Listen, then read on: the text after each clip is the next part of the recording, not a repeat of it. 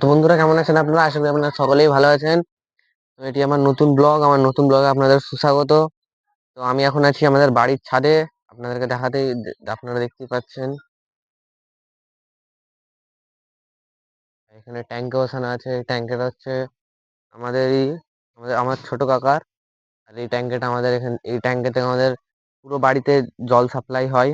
হ্যাঁ, তো বন্ধুরা, আপনারা আমার থাম্বনেল আর টাইটেল দিয়ে দেখে সেটা আপনারা জানতে পারলেন। তো আমি দেখাচ্ছি আমার ব্যাটের কালেকশনটি। তো আপনারা দেখতে পাচ্ছেন আমি এখান থেকে আগে থেকে সব সেট আপ করে রেখেছি।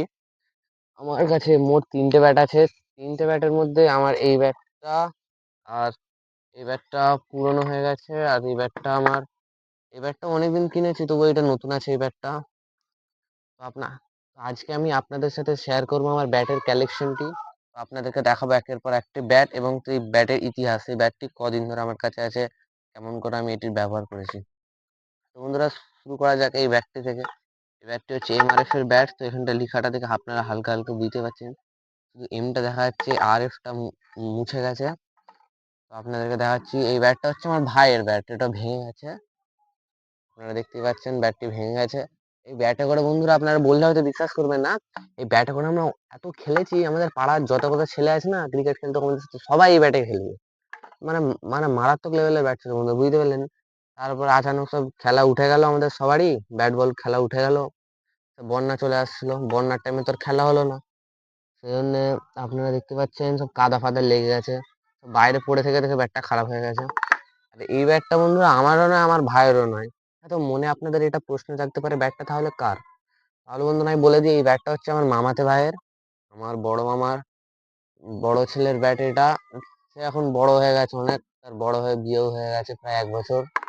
আগের বছর প্রায় ঈদের পরে মনে হয় বিয়েটা হয়েছিল। তো এই ব্যাটটা তার, সে এখন খেলেনি বলে দিয়ে দিয়েছে। আর বন্ধুরা, এই ব্যাটটা হলো আমার ব্যাট, নিউ ব্যালেন্সের ব্যাট এটা। আমার এই হাতলের কাজটা প্রায় ভেঙে গেছে, এই জায়গাটা ভেঙে গেছে বলে, এটা তো আপনারা জানেন যারা গ্রামে, পশ্চিমবঙ্গে যারা যারা ক্রিকেট খেলে এবং পশ্চিমবঙ্গের বাইরেও কিনা সেটা জানি নি। তো যারা যারা ক্রিকেট খেলে আপনারা সকলেই জানেন যে ব্যাটের ইয়াটা ছেড়ে গেলে আমরা এখানে প্রায় বল সুতো দিয়ে এবং আঠা দিয়ে এটাকে এরকম করে জোড়া লাগানো হয়। এটা করলে ব্যাটটা অনেকদিন লাস্টিংও থাকবে। অন্য কোথায় ব্যাটটা ভাঙুক না ভাঙুক, কিন্তু ওই জায়গাটা ব্যাটার একদমই ভাঙবে নি। এই ব্যাটটা আমি তো, এই ব্যাটটা প্রায় আমি মনে হয় 500 টাকা দিয়ে কিনেছিলাম।